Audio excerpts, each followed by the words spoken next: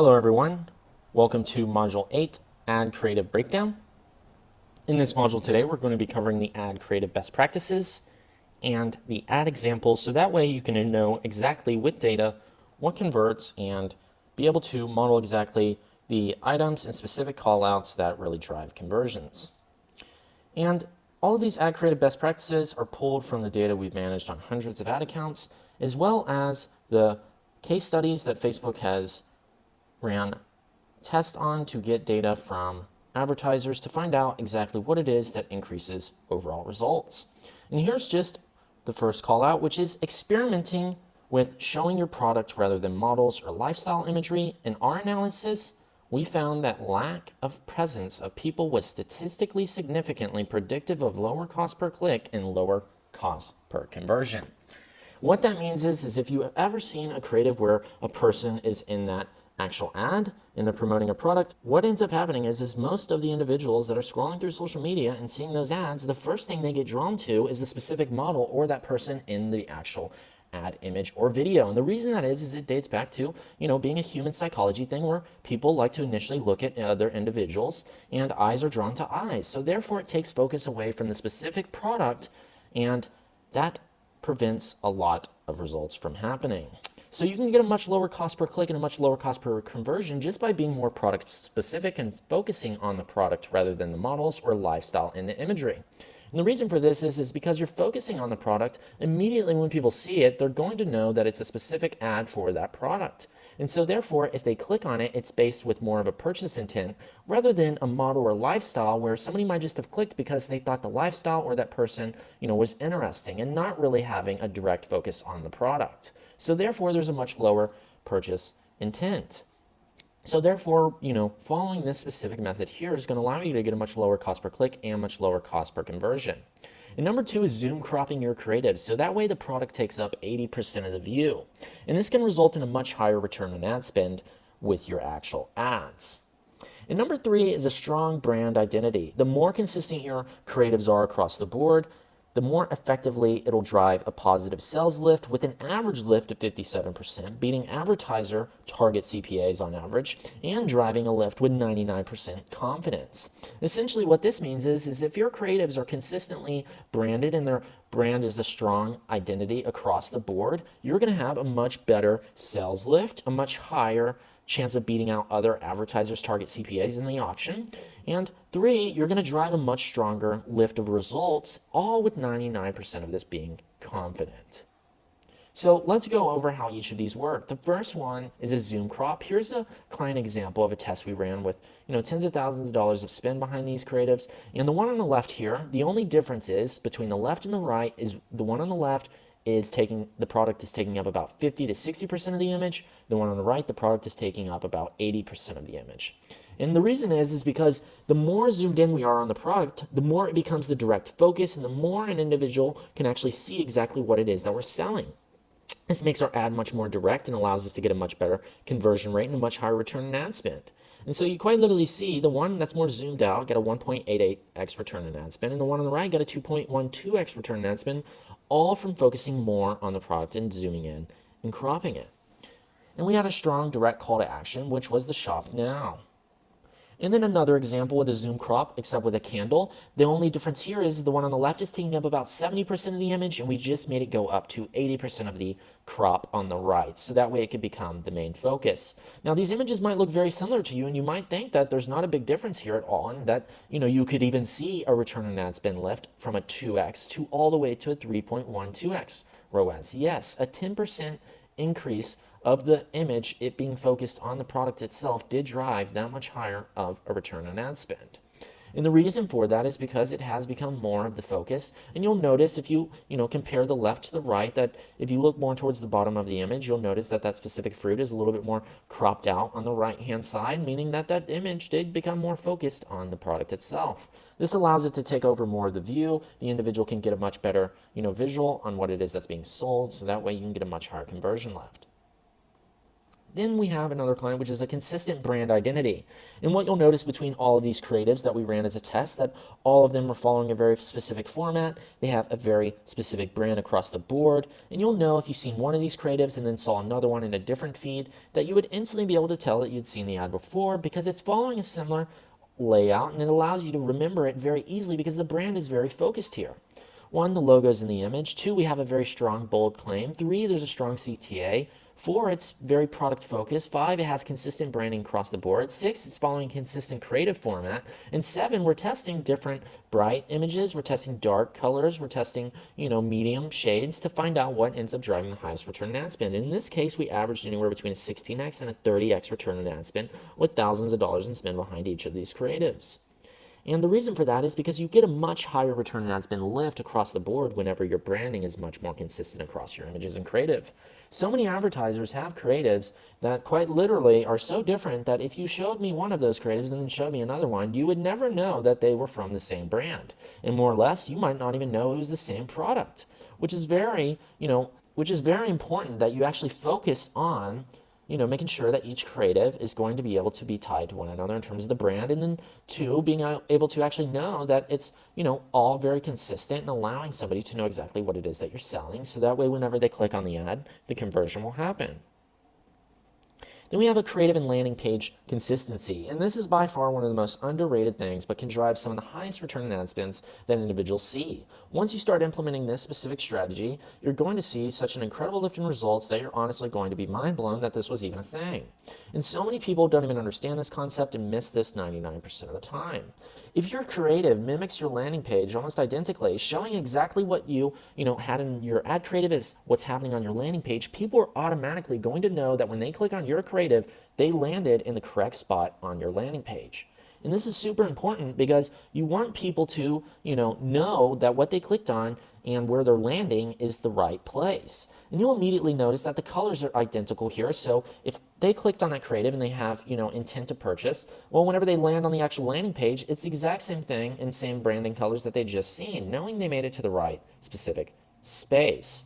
And the brand's very consistent here, and this can drive a much higher return on ad spend and a much higher conversion lift because everything is so consistent.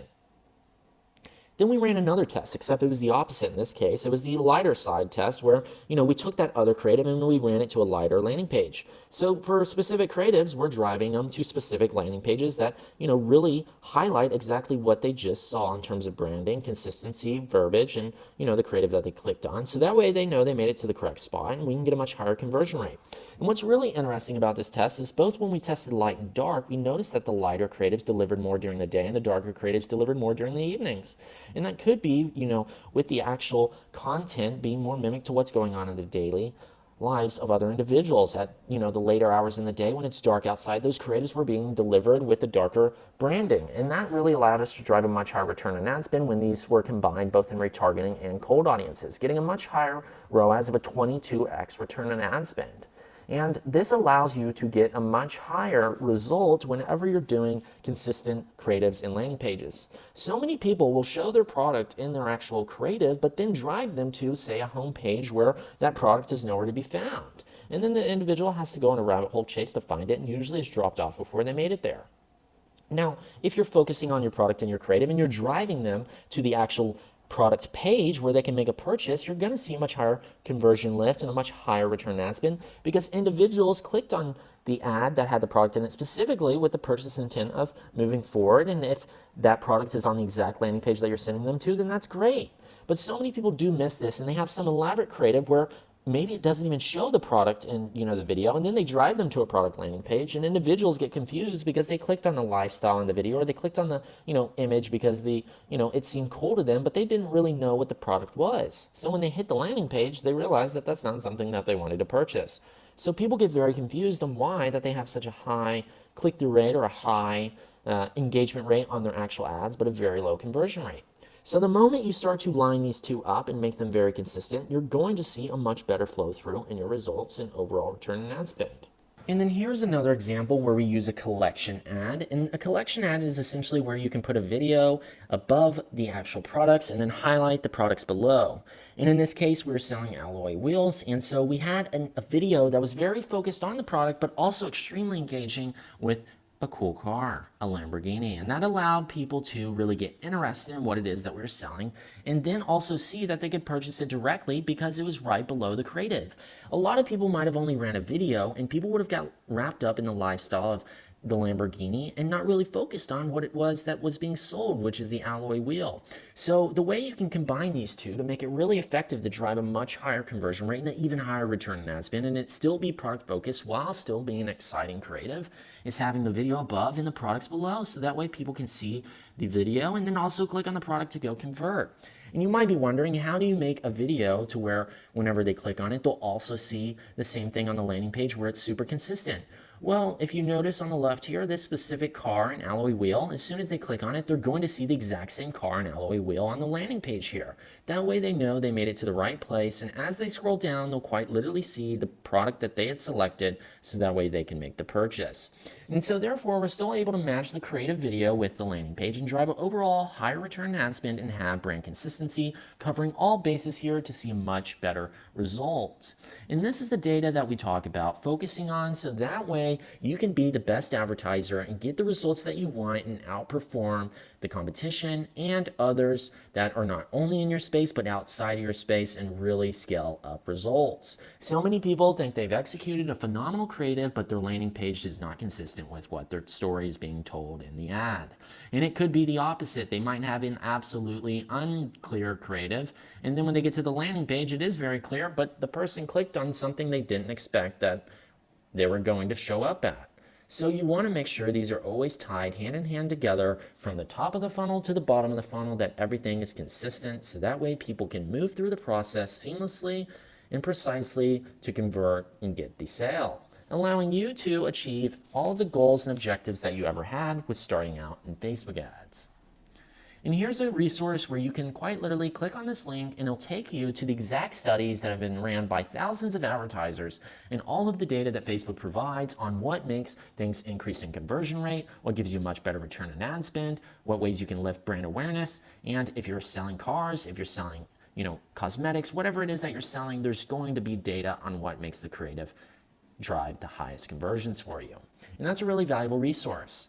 And now we're going to go to the ad library and look at another creative that you can use based off of what really works in videos. And let's just show just how you can still remain super product focused in your video and still increase conversions.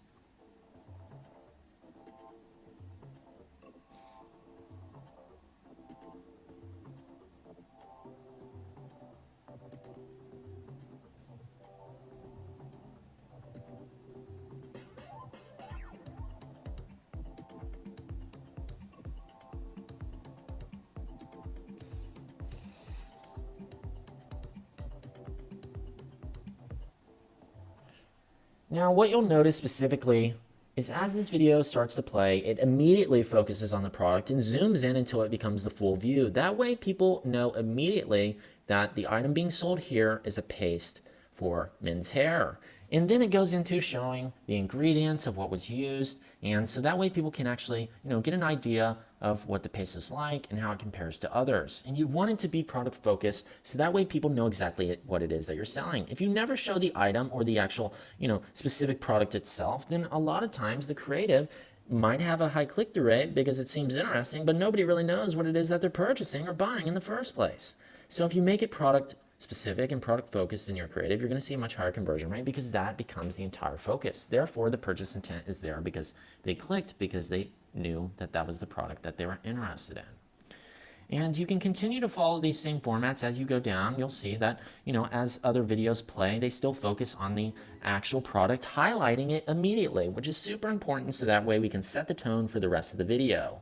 And then you can have comparison videos that show other products compared to your product, which allows you to call out the benefits, the differentiation, so that way people can know why they would be more interested in purchasing yours versus somebody else's. And it can still be very creative in this sense while covering all of the bases that allows you to get a good conversion rate. And once again, all of these being focused directly on what's being sold. And this one calls out the ingredients. It's still another comparison, but still focuses on the product itself.